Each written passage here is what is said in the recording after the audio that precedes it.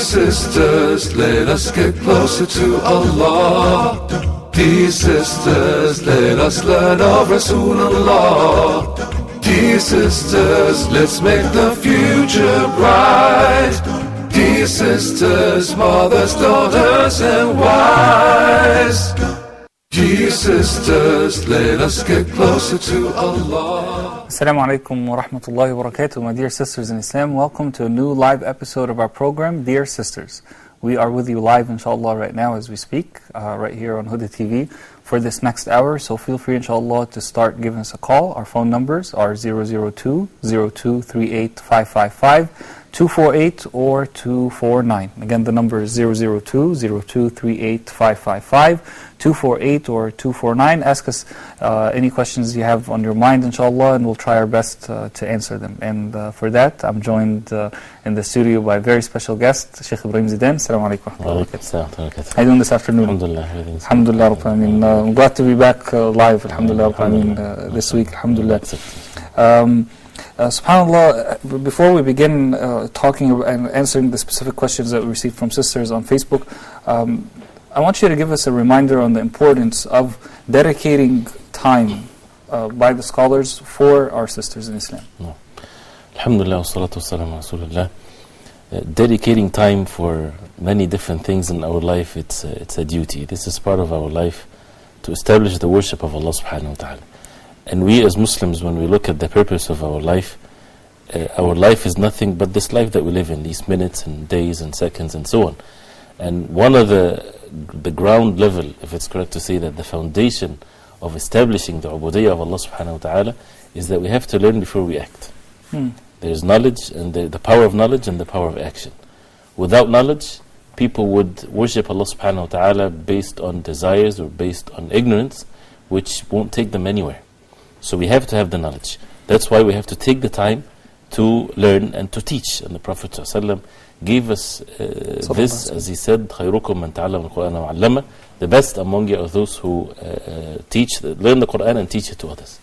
So as a result of that, the Prophet ﷺ would give special time for the women to teach them. Because of many different reasons, when the women came to the Prophet ﷺ and they told them that the men, they took you or take you, O Prophet of Allah, and we don't have any share of this. So the Prophet ﷺ gave a day for the women, and he would go to them and he would teach them. So this is the sunnah of the Prophet ﷺ. Dedicated time for the women, for them to learn the deen of Islam because of their responsibilities. Because men are more to come to the masajid, but we're at a time where the men, even a lot of them, they don't even come to the masajid. But it's the duty of the men. They go to the masjid, the lectures, the teachings and so on in the masjid, in the houses of Allah.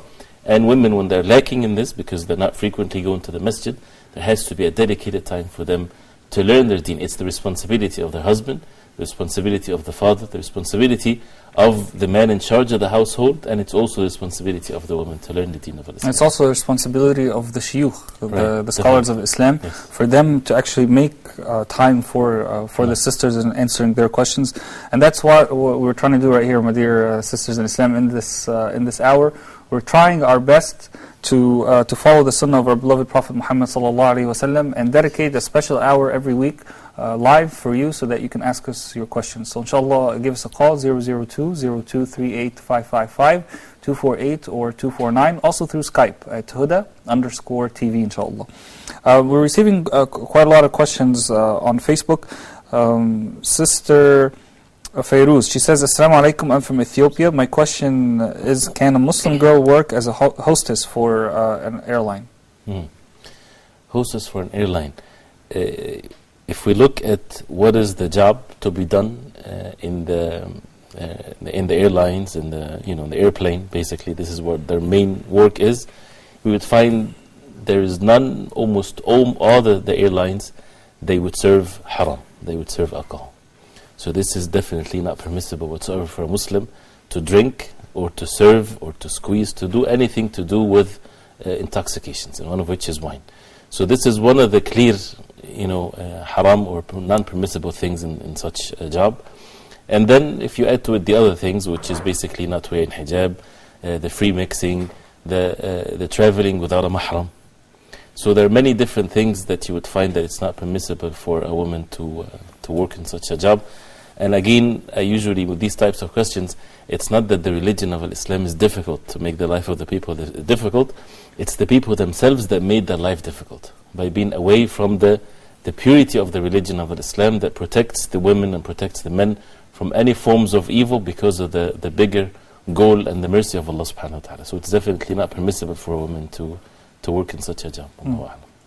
Jazakallah khairan. Sister Fatima was asking the question. She says, Assalamu alaikum. How long should a married sister, according to Islam, be allowed to stay away from her husband? And when she says stay away, I want to interpret it in two different ways. I want to say physically, while they're living in the same house, and also physically if they're living maybe in different cities for a reason or another. Actually, the question is not very clear to me, because usually a husband and a wife, they live together. And this is one of the problems that we face nowadays from Muslims. How can people be married and they're not physically living together? Whether it's the reason, financial reasons, or we're talking about people, those who don't have any problems between each other, but the father, for example, he travels and he stays for a long time. Where is the rights of the family if it's a long time? Where is the rights of your wife? When you say the father, you're talking about the husband in that case. Yes. We have to make sure that we are giving everybody the rights, and the rights is not just financial. The father has to be a father and raising the children. He has to be a husband present with his wife. So many evil happens as a result of this. I've seen it many times, subhanAllah, even in families they have started their families based on deen. You see, even sometimes the father is a scholar of hadith, and he's teaching hadith and teaching tafsir at a university in a different country, and leaving the children and the mother in a different country. You see that there are problems in the family, even though they started this family based on the deen of Allah subhanahu wa ta'ala. Right. And at the time of Umar radiallahu anhu, when people would go out, not for financial reasons, but they would go out and fight for the sake of Allah. The Muslim Ummah are in need of them. Yes. And still he asked his daughter Hafsa radiallahu anha, how long can a wife be without her husband and she doesn't need her husband physically? And she gave him the figure of 4 months. So he made it as a rule that if somebody goes out in the armies of the Muslims, that he has to come back before 4 months because of this. So imagine if it's for other reasons like that. So definitely we have to make sure that things are not just like that. People can do whatever they want and leave their families, because we as Muslims, it is haram to have any form of relationship between men and women outside the boundaries of marriage. And we should not help the shaitan over us. But if it comes to a matter of permissible and non-permissible, if they both agree, and it's not something that the wife is basically going away from her husband and he refused for her to do that, but she chose and decided to do that, this is definitely not permissible for her to do that. But if it's the consensus of both, they still have to be together, but there's no such a thing as haram and halal. If they have consensus between one another, they can still be married and physically apart. But what's the purpose of marriage then? Yeah. So it depends on the situation, and that's why more clarification will be better, inshallah. Jazakallah khair. Barakallah feek. Can a Muslim sister contest for a parliamentary seat in a non-Islamic country? This is one of the other issues where it deals with the parliament as a parliament, and what's the job of the parliament, and legislation by other than what Allah subhanahu wa ta'ala ordered us. What if we're talking about a local parliament? For example, in a local city, the decisions that you make is, should we bring the metro to our city? Right. So it's not a legislation. Well, body. it is kind of legislation, but kind of like on local issues. That it's not really issues of deen. It's like, should we put the bus stop here or should we put it there? Yes, of course, there's no problem whatsoever as far as the places or the environment that is present there, for the betterment of the people and so on, without having to do with laws that is against the Quran and the Sunnah of the Prophet ﷺ. The rule is, it is not permissible for us to do something against the Quran and the way the Prophet ﷺ legislate something that is against the Quran and the Sunnah of the Prophet ﷺ. And then this is one issue. The other issue is for women, right? And being in such an environment, it's not definitely the best environment for a woman to be in. So women, Allah subhanahu wa ta'ala created them to worship Allah subhanahu wa ta'ala and to make sure that they serve the duties that Allah subhanahu wa ta'ala created them for, and none of which is to be in these types of environments, these types of situations. I know that for some people living in these types of environments, they see that women and men are doing it, equally. But we as Muslims, we look at things differently, because Allah subhanahu wa ta'ala wants each gender, each person to look at their main job on the face of earth. Having said that, I was going to argue the other side. For example, when women are represented in Parliament, they represent other women. So they represent at least half of the society. And many times there are issues that are related to women that are being discussed. So you need women to be there in order to have a good answer about it. And they could be things that don't have necessarily something to do with the Sharia, or do go along with the main rules of Sharia, but they're kind of like details that you would need women to participate in the discussion and in the voting and all of these things.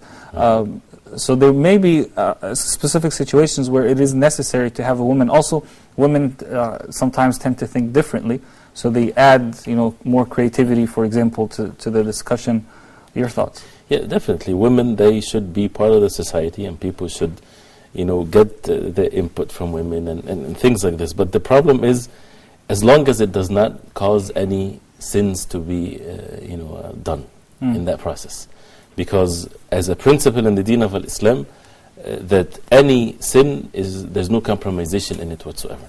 We can go gradual in things to be done, but when it comes to sins, we have to protect ourselves from it, even if there's so much goodness that comes as a result of committing a sin. It's still not permissible.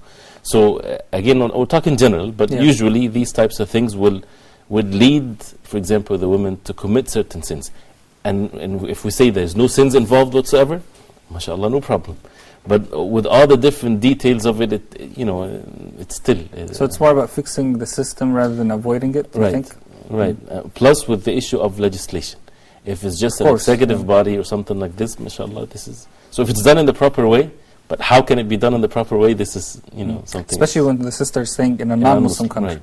So maybe in a Muslim country, the situation may be a little bit different, that they're able maybe not to allow free mixing or, follow the rules of Islam. But in a non-Muslim environment, the situation may be different. Be done, no. Yeah. Jazakallah khairan. We have an interesting question from Sister Rose. She says, Assalamu alaikum wa rahmatullahi wa barakatuh. Can a woman propose to a man to get married? As far as the principle is concerned, it's okay. It's permissible. But as long as there's no sins involved. And as long as it doesn't lead to sins. So, for example, if things are being protected and it's not necessarily the man, usually the man is the one that is seeking, and the woman, she is sought by men. But it happened at the time of the Prophet ﷺ and after the Prophet ﷺ, where the guardian, for example, of the woman, he would see someone that suits his daughter, for example, and he would go forward and he would ask him, if you want to marry my daughter, like it happened to the Prophet ﷺ with Abu Bakr and Umar and so on. And the woman herself, right, with the condition that she does not cause herself to be in a humiliating position, for example, or without committing sins and with lowering the gaze, with not free mixing, with many cases where people get to know each other in a sinful way. Then that's not permissible whatsoever. But if a woman sees, for example, someone that is righteous and he is have the good manners, and she get to know that, and he got to know that she is interested in him marrying her without any sins, and shaitan is very tricky with all these types of things. He takes people step by step. Right, and it's very difficult to say there's no problem like this. It has to be done with too many precautions so that people do not commit sins. There's a related question to marriage also, Sister Abida. She says, Assalamu alaikum, can a woman marry a man without any witnesses and without any mahram? This is not marriage. Marriage has to be with, if she refers to the mahram as a wali, woman, she has to have a wali, she has to have a guardian. The woman is not to get herself married by herself like this. She can buy and sell, there's no problem. But when it comes to marriage, the Prophet ﷺ said, "La nikaha illa bi wali." There is no marriage unless there is a guardian, there is a wali. Is there a difference between the word wakil and wali? Yes, definitely. Wakil is someone that would act on the behalf of someone else, which is fine. The guardian or the wali can appoint someone to act on his behalf. because I think the sister has her terminology mixed up just a bit. Right. She's saying between two brackets, meaning witnesses, that means wakil. Witnesses do not mean wakil. No, not necessarily. But the witnesses, one of them can be a wakil, act on behalf of the wali. But in essence, they are witnesses to the contract, right? And also, when she's saying mahram, she really means a wali. Right? If that's what it means. But for example, in the case where the wali, he appoints someone to act on his behalf. He agrees on everything, but at that moment he is not available. So he will appoint someone else. That's fine. So this wakil might not be a mahram, which is fine, right? But he's acting on behalf of the wali and the witnesses. So if it means this, yes, it's permissible. There's no mahram. Sister Maha from Lebanon, Assalamu alaikum. I think this is the first time that we get a call from Lebanon and it was cut off. So inshallah, try to give us a call back, Sister Maha. Jazakallah khair. All right, Sister Faiza also has a question. She says, also relating to relationships, she says, Assalamu alaikum. I converted into Islam 5 years ago, but my husband refused to convert. Or should I say he really doesn't want to convert to Islam. Can I marry a Muslim man who can guide me to the right path, which I choose to be with, until now without the permission of my Christian husband? Thank you and more power. Allah bless all of you. Let me try to kind of interpret it just to make sure we get it. Basically, she is married before she became a Muslim, okay, to in a marriage contract that is not Islamic. She became Muslim. Her husband refuses for her to become. Her husband refuses to become Muslim himself. I'm guessing she's in some sort of a relationship already with a Muslim person, because she says, who I choose to be with until now without the permission of my Christian husband. So she's in some sort of a relationship with a Muslim man, and she's asking about marrying that person. She has to terminate the first relationship. Even though it's not based on an Islamic marriage? Actually, if the marriage was not Islamic, and they were non-Muslims, and then she became a Muslim, or even if they both become a Muslim, they don't have to repeat the marriage contract, because it was approved before as marriage to their culture that they live in. So it's approved in Islam. They don't have to repeat the marriage But it's not based on the Quran and Sunnah. It's fine, because they were not Muslims before. So for a couple, for example, they embrace Islam, they don't have to renew the marriage contract. It's already valid in Islam this way. But this is a case where the woman, she embraced Islam, and the man chooses to stay in the state of disbelief. So it is not permissible for her to live with him. So as a result of that, if she is in a Muslim country, for example, she would go to the judge and he would break the contract. If she is a non-Muslim place, for example, she would divorce herself. She goes to the system and she get her divorce done, so that there is no legal issue between her and her husband. And once this terminated, right, then she can get married to a Muslim man. But she should not, still present being to the society that she lives in, married to this man, and then trying to get married to a Muslim man without going to the system. This is something that has to be clarified, so that the culture is very important, that people would perceive, would look at the situation, not seeing a woman marrying to two men at the same time. Jazakallah khair. Well, that leads me to a related question. As you know, in the United States, for example, in Western countries, when a Muslim person wants to get married, they need to go through 2 steps, really. They get married, they have a civil marriage, and they have a religious marriage. Okay, the religious marriage is with the imam and at the masjid, with the wali, and then there's a civil marriage also that needs to be done. So I know some people in the United States who opt just for the civil marriage, assuming both of them are Muslim, assuming that this goes in place of having an Islamic marriage. Right, that's not permissible. That's a very dangerous thing. Because marriage in Islam has pillars and things that has to be met. The woman, she has to have a guardian. This is not something that would be there in the civil marriage. The mahr, the witnesses, all these types of things. Even if if her guardian agrees, let's just assume that he goes with her to the civil court while she's filling out the paper. The contract itself has to be established with the presence of the wali and the witnesses, and there's mahr is being mentioned. Of course, when they're standing by the judge, they won't talk about these details, even if they agreed before.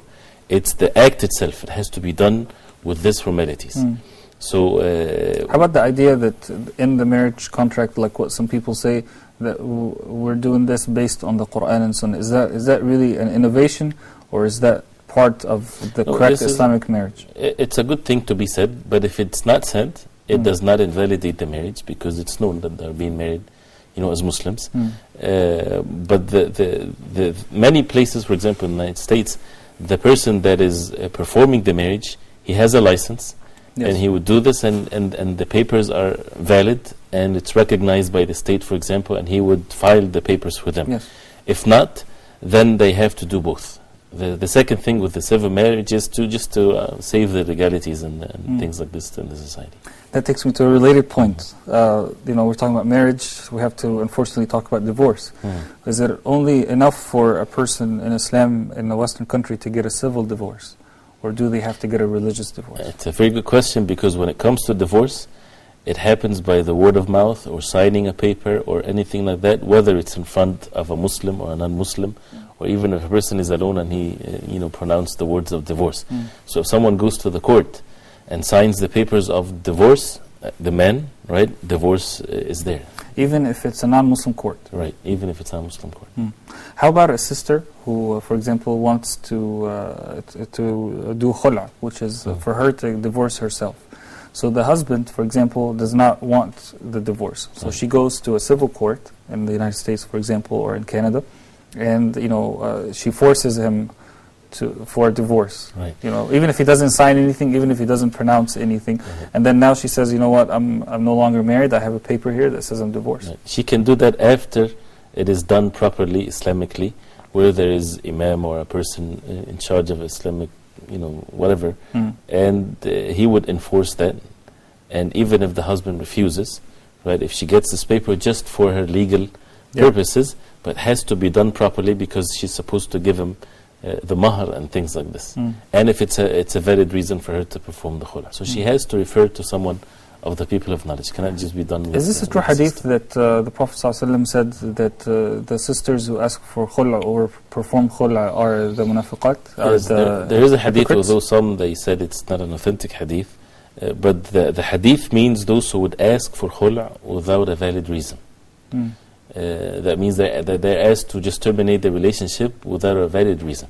But if there is a valid reason, and one of which that she's not able to fulfill the rights of her husband, this is a valid reason. But someone just asks for divorce because of some worldly gain, or because she wants to marry someone else or something like this, definitely this is not permissible. Jazakallah khair. All right, Sister Sophia, she has a question. If someone has some sort of urinary problem, urinary incontinence, does she have to wash her private parts when she wants to renew her wudu? Or could she use sanitary napkins to avoid impurity in her undergarments? Or must she change the undergarments every time? No. If the question related to breaking the wudu, then with the issue of breaking the wudu and there is a disease, then she doesn't have to basically repeat the salah if something comes out. But she has to make a wudu for every salah she prays. So once the time for dhuhr, for example, starts, then she has to make wudu then. And once she makes wudu and then she goes to pray, and something happens in between, there is no harm on her whatsoever. She doesn't have to repeat the salah. It does not break the wudu if something comes out. This is as far as the wudu is concerned. But then for our prayer to be valid, we have to be free from all forms of impurities. So urine is impure. So the issue of impurifying the clothing as a result of what comes down. If it comes down, again, from after she makes the wudu or while she's making the wudu till the end of the salah, this is fine, even if the clothes are, becomes impure that way. But for the next salah, right, before the wudu, she has to change her clothing. If she doesn't want to keep on changing the clothes, then she can put something so that it takes the impurities, so that next time she just take these things out and she doesn't have to change the clothes. I hope it's clear. Inshallah it is, inshallah. Let's take Brother Ahsan from the UAE. Assalamu alaikum. Yeah, ask that with your mouth when you're like Brother Ahsan from Emirates. I can hear you, brother. Swear to God. Assalamu alaikum. 1 second. Tell them if they come, tell them I'll be right back. Okay, you'll be right back, inshallah, and we'll be right back for you also when you come back, inshallah. All right, we'll wait for you, inshallah, brother. Okay, so we have another question. Actually, it's by the same sisters. We talked. I mean, I guess this is Islamic, so we have to say it. So she's talked about urine. How about she's talking about passing gas? someone who does that involuntarily, either right before salah or during salah. It's the same thing. It's the same type of thing. If it's a disease, right? It's not just something that happened one time. Of course, a person has to repeat the salah. But if it's a disease, a persistent thing, then again, the wudu has to be done after the time of the salah starts. And once the person makes the wudu and then goes to the salah, anything that happens from the wudu to the end of the salah that breaks the wudu, usually it won't be the case for such a person that has a condition. Brother Ahsan told us that he was going to be right back, and we'll be right back, inshallah, also after this short break. Dear sisters, let us get closer to Allah. Dear sisters, let us learn of Rasulullah. اللهم انصر دينك وكتابك وسنة نبيك وعبادك الموحدين. The Prophet Muhammad taught me how to be kind. The Prophet ﷺ taught me the importance of seeking knowledge. The Prophet Muhammad, peace be upon him, taught me how to respect and be kind to my parents. The Prophet Muhammad, peace be upon him, taught me how to make da'wah for Muslims and non-Muslims. The Prophet ﷺ taught me how to be kind to my parents. Prophet Muhammad, peace and blessings be upon him, taught me how to have mercy for mankind. Prophet Muhammad, peace be upon him, taught me that I do to others what I wish done to myself. The Prophet Muhammad, peace be upon him, taught me how to respect women. اللهم انصر دينك وكتابك وسنة نبيك وعبادك الموحدين. Anger and violence have spilled over onto the escalated into violent clashes between police and protesters. Over the government's plan to avoid default. And we're also hearing of injuries on both. Journalist Charlie McGrath says the cuts will heap further suffering on ordinary people. For decades, but the fence needs some This is a serious and big step.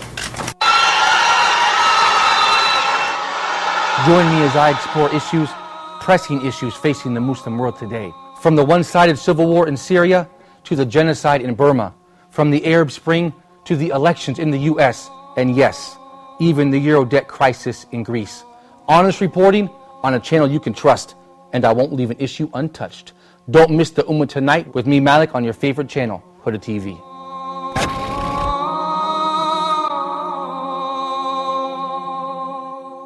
Dear sisters, let us get closer to Allah. Dear sisters, let us learn of Rasulullah. Assalamu alaikum wa rahmatullahi wa barakatuh. Dear sisters, welcome back to your program, Dear Sisters. We have a lot of questions that we're receiving on Facebook, and we'd love to take some of your questions on the phone also, so feel free, inshallah, to give us a call at 002-0238-555-248 or 249. Also, Skype is Huda_TV. Give us a call, inshallah, I'll be waiting for you. All right, Sister Nihad, she says, can I live with the family of my husband who are not a Muslim family? The question is also very general. If we just go by the words of the question, it's okay. It's permissible. But what happens if you live with them? Would that involve any sins? Would that involve anything that you have to compromise? If the answer is yes, then it's not permissible. So just to live with them, it's okay. But as long as there's no compromisation of anything of matters of the deen. Jazakallah khairan. Now, I want to say a quick message to Sister Sophia, if she's watching us right now. She told me, Assalamu alaikum, brother, please forward my question too. I'm still waiting for the Sheikh's reply. We took all the questions except mine. That's what she said. Well, we did answer your questions, Sister, in the last segment. And I'm sure that you heard the answers. The reason that I didn't take them in order as they came on Facebook is because some questions are related to each other. So we ask those kind of like in a bundle, and then we come back to questions with different avenues and ideas. So Jazakallah khairan for asking the questions and also for this note. All right, Sister Abida, she says, Does a husband have more right over his wife than her parents after marriage? What if her parents are old? Now, this is usually a question that comes up in many cases. But first, the person in the woman's life that has the most rights on her when she is married is her husband. Well, some people may say this doesn't make sense. You know, I became for example, someone would say, I became a mother and I raised my daughter, all her life. Right. And, I'm the one who's been living with her for 25 or 26 years. And all of a sudden, the next day after she gets married to this one guy who's barely has known her for like a month, and now he has rights over her and I don't. Right. It has to do with two things. First, it doesn't mean that he has the rights on her more than her mother. That means it's either or. Of course, this is not the case. And for him to be a righteous man and a good man, he would never ever undermine the rights of her mother and for her to be kind to them, especially if they're old and so on. Yes. But the issue is here for the betterment of the families and what comes after that, and that's the children. And for the mother to seek reward from Allah subhanahu wa ta'ala, she did her job, and now it's the second generation to be raised, and for all these different benefits, Allah subhanahu wa ta'ala is the most wise. But again, this is when it comes to rights, meaning if two orders comes against one another. The parents are asking her to do one thing, and the husband is asking her to do something else, so it's undermine the rights of the husband. Definitely the husband is to be, his right comes before the rights of the parents, but without making the parents angry and upset. So it's it's only in the situations where the husband is not really seeing the benefits or the rights of the parents, which is something very important. He should never ever prevent his wife from taking care of her family and her father and mother and so on. But we have to be moderate and not to be extreme in one way or the other, and not undermining the rights of the husband and the children and the family. At the end of the day, if you have to make a choice, you choose to obey the husband rather than obey the parents after marriage. Right, and as long as all of this is in the ma'ruf, in what is good, not to cause harm or anything of that nature. Barakallahu feek. Jazakallahu khairan. Sister Fatima from Saudi Arabia. Assalamu alaikum. Hello? Yes, sister. Assalamu alaikum. Wa alaikum salam. Go ahead with your question, inshallah. Yeah, Fatima? Yep, go ahead. We can hear you, inshallah. I just want to ask, I'm getting married, inshallah. MashaAllah, congratulations. So, thank you. Oh. So, my father separated from my mother. Running like 25 years ago. So now, if I want to do my nikah, who will be responsible for my nikah? Okay. Your father is still alive? Yeah, I think he is, because I don't know any information about him. Okay. Okay. Barakallahu feek. Jazakallahu khairan. We'll answer you, inshallah. We also have Sister Fatima from Kenya. Assalamu alaikum. Sister Fatima, you're on. Assalamu alaikum. Hello? Yes, Sister Fatima, go ahead. Wa alaikum salam wa rahmatullah. Okay, my question is this. Yeah, go ahead. Okay, I recently I was diagnosed with fibroids.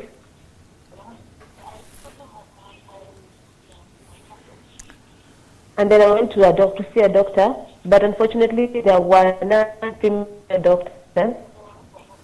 Okay, Sister Fatima, it looks like I'm having a hard time hearing you because of So the is internet it okay connection. for Muslim young So ladies if I can ask male the brother, please, in the control room, inshallah, to take your question down written, and he'll tell me the question in the earpiece, and then inshallah we'll answer it. Jazakallah khairan, Sister Fatima. Alright, so we have a question from Sister Fatima from Saudi Arabia. She's about to get married, inshallah, alhamdulillah, and her father and mother have separated about 25 years ago. She doesn't have any information about her father other than he may be alive. Who would be her guardian in this case?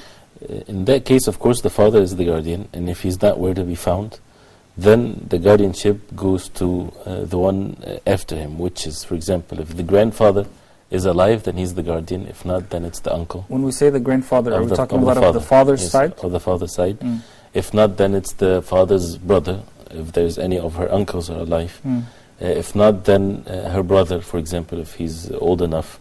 If none, say for example she has no male relatives whatsoever. No relatives from the father's side. Right. That would never stop the marriage. In that case, is the Muslim judge is basically the guardian or someone that is elder among the community. But if she's living in a Muslim country, then it's the judge. She's living in Saudi Arabia, so who would it be in that Then case? she would go to the system, she would go to the judge, and she would explain her situation, and the marriage will be performed by the power of the judge. Then he will be the guardian. basically act on behalf of the ruler. The ruler basically of the Muslim becomes the guardian for those who do not have any guardians, or the ones that act on behalf of the ruler, which is in that case will be the judge. How about a guardian from a mahram, for example, from her mother's side? For example, her uncle, or her grandfather from the mother's side. Would that person be allowed to be if none is present from her father's side, then but usually in a Muslim country the judge will be the one and would act on behalf of the wali, or he can appoint, for example, the uncle or whatever. Jazakallah khairan. Brothers, inshallah, in the control room, if you can get me the question from Sister Fatma from Kenya, inshallah, we'll try to answer it on the program, inshallah. Brother Ahsan is back. Hopefully he's not going to say we were right back. Assalamu alaikum. Brother Ahsan is back. Hopefully he's not going to say we were right back. Brother Ahsan, assalamu alaikum. Assalamu alaikum. Alaikum salam. Someone is trying to talk. I have 2 questions. Yeah, go ahead.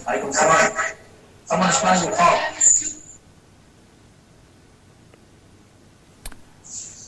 Go ahead, brother.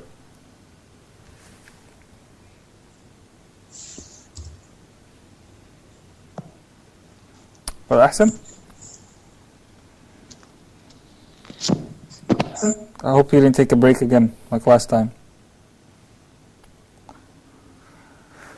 Brother Ahsan, assalamu alaikum. Alright, jazakallah khairan, Brother Ahsan. Okay, we have a question about fasting on Fridays. Would it be allowed to single out Friday for fasting? There's a hadith in Sahih Imam Bukhari where the Prophet ﷺ entered on one of his wives on Friday, and she was fasting. And the Prophet ﷺ asked her, did you fast a day before it or a day after it? So singling out Friday is not permissible. So it's okay to fast Friday, but as long as Thursday is being fasted or Saturday. So 2 days in a row, so that it's not singled out. Someone may ask, sometimes you get this himma, this this great feeling that I want to do something good. So it just comes at that moment. Let's just say it happens to be like on a Thursday evening, and that you decided to fast on Friday. Inshallah, don't stop yourself. Don't stop. Fast, but fast the day after. Inshallah. And if you're not able to, fast the Saturday, then inshallah will be okay. If you know that from Thursday night, and that's why, for example, if you feel like fasting, fast, and then if it happened on Saturday that you couldn't fast, there's no harm in this case. But if a person intentionally, just singling out Friday, it's not. You also told us a hadith a couple episodes ago that you shouldn't single out Saturday as well. Is that true? Right. Friday and Saturday should not be singled out. So we should not fast Friday alone or Saturday alone as well. Alhamdulillah. Jazakallah khair. All right. So a lot of sisters are wondering about the idea of dealing with their children when it comes for them when they become a little bit older, when they turn into the teen years, what we call teenagers. They face some sort of difficulty because they've been treating them one way their whole life, and now they feel that way is not working anymore. If I keep ordering them or if I keep telling them mommy's going to be mad at you, it's like whatever. They don't care anymore. How should they deal with that? It's a good sign that they have their own personalities, and this is basically what the age is. They're now into the verge, or they are responsible for their actions, and if they die in that state, they would either enter Jannah or the hellfire. So that means they're responsible, and that's why parents should recognize that. And because of that, they should raise the children before that and teach them what is right and what is wrong, so that once they reach that age, which is the dangerous age, they at least know what is right and what is wrong. And then the job of the parents is to advise, is to direct, is to make dua, a lot of dua, and to basically make them close to them. Jazakallah khairan. Sister Maha from Lebanon is back with us. Assalamu alaikum. Alaikum salam wa rahmatullahi wa barakatuh. Go ahead, sister, with your question. Can I please get the Sheikh to explain the difference between nafs and kareen in the Quran? Allah subhanahu wa ta'ala said that the nafs that encourage, one of the son of Adam to kill the other brother. So, and also there's a kareen that in the other chapter, I can't remember where. I don't quite understand about that, so could you please get the Sheikh to explain that? Okay, just hold on 1 second. Did you get the question? I got the nafs, but what's the other one? Yeah, the nafs, we got that part. What's the second one? Compare it to what? The kareen. Qareen. Qareen, okay. Barakallah feek. Jazakallah khairan. We'll answer you inshallah.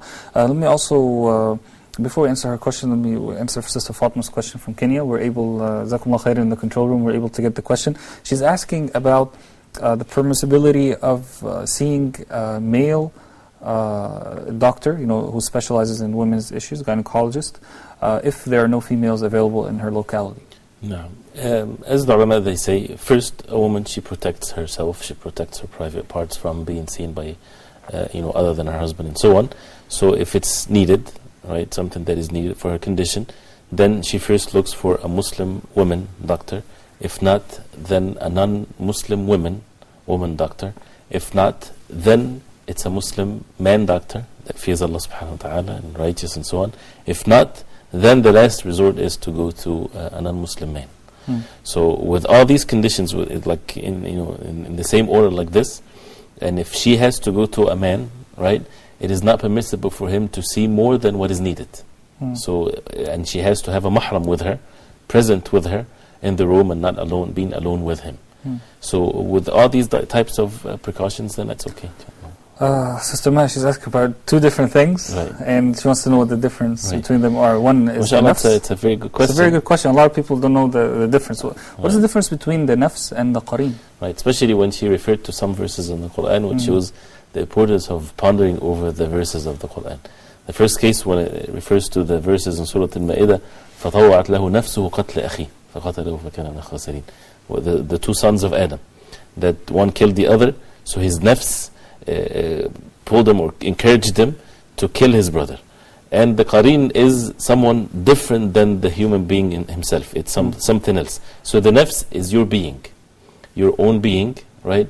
And that is basically you as a person. That you would have either goodness in you or some evil in you. The shaitan or the qareen is the one that whispers to you. It's not you, but he whispers only.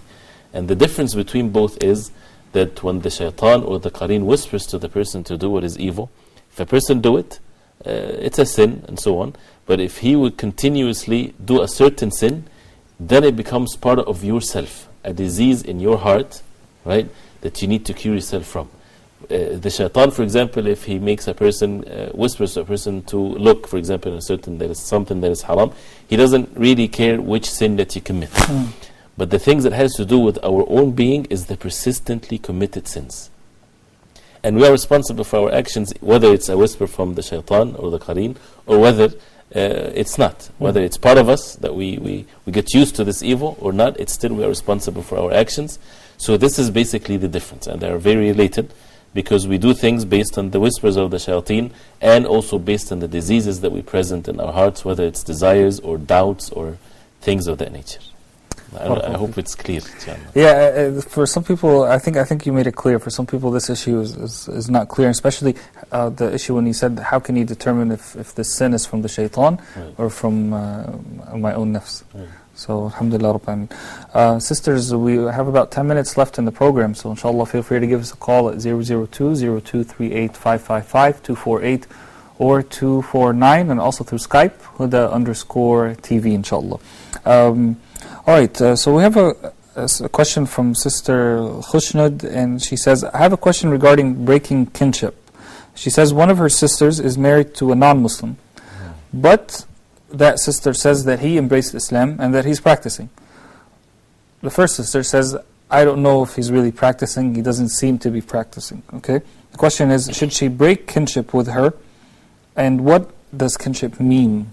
And if she also says, if our maternal and paternal sister and brother do not respect our parents, what is the ruling on breaking the relationship with them?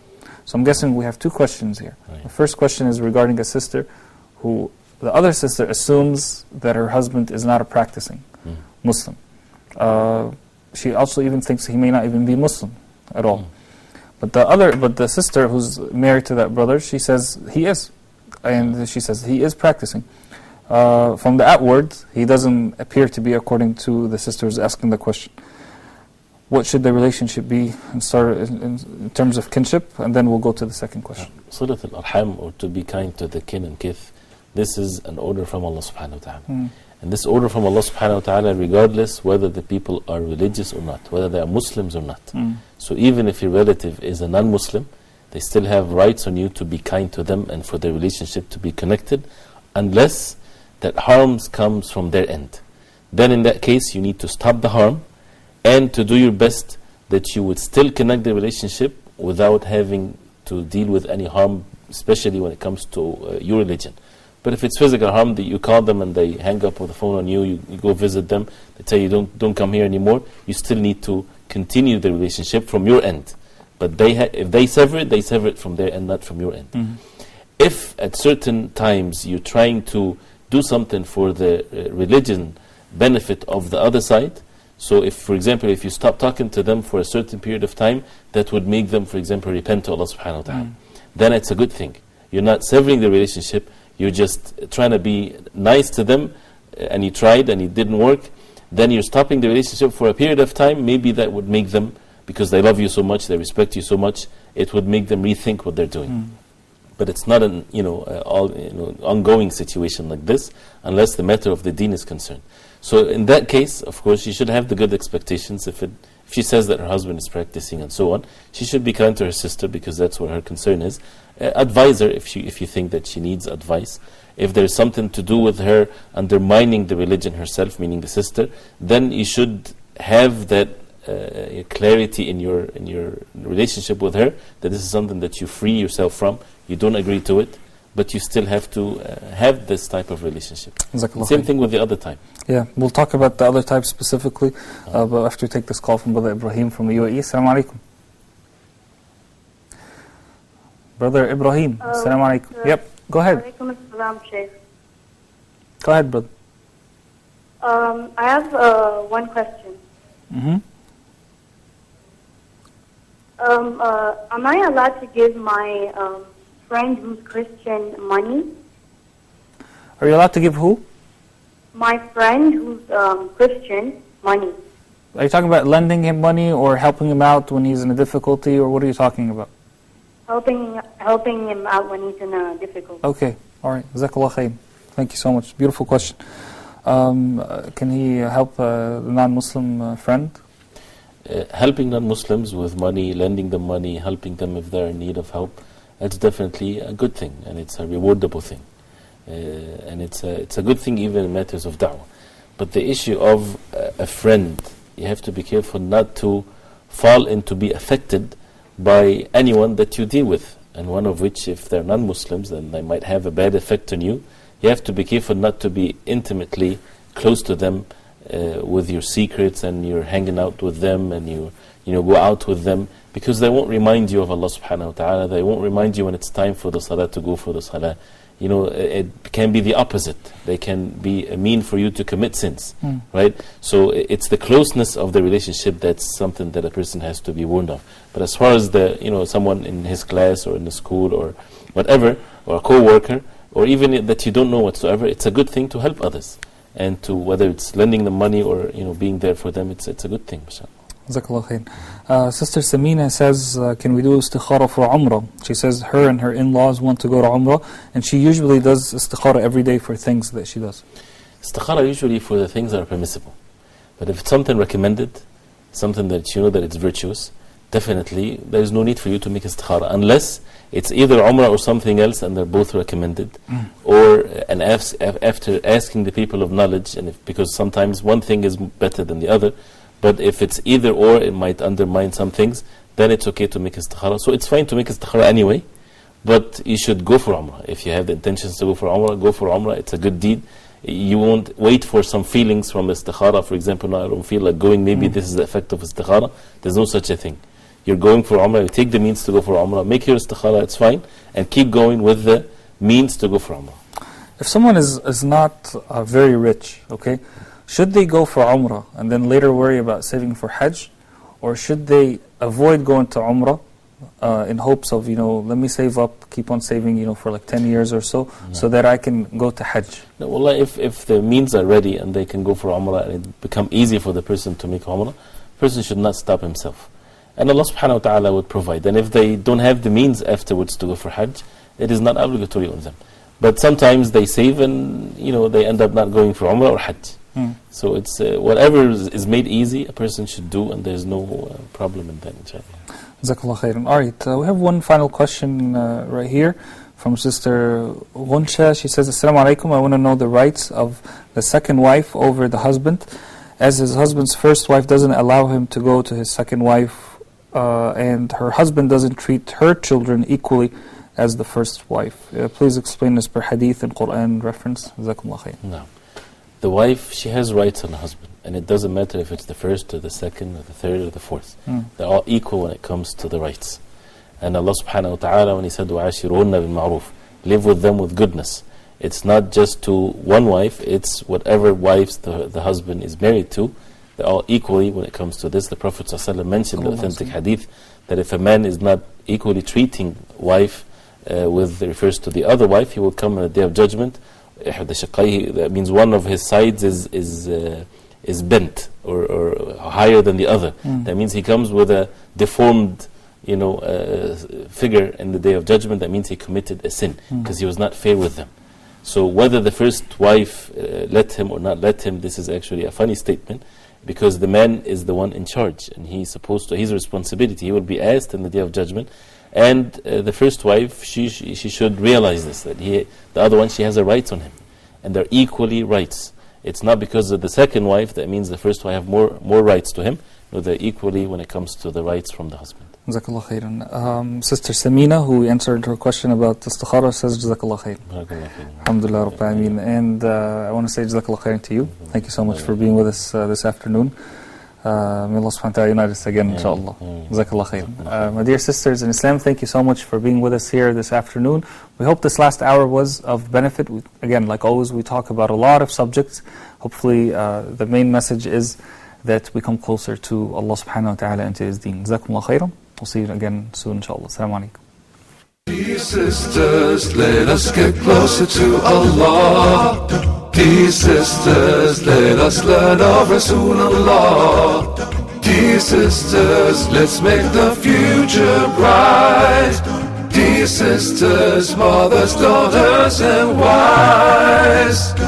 Dear sisters, let us get closer to Allah. Dear sisters, let us learn of Rasulullah. Dear sisters, let's make the future bright. Dear sisters, mothers, daughters and wives. Dear sisters, let us get closer to Allah. Dear sisters, let us learn of Rasulullah. Dear sisters, let's make the future bright. Dear sisters, mothers, daughters and wives.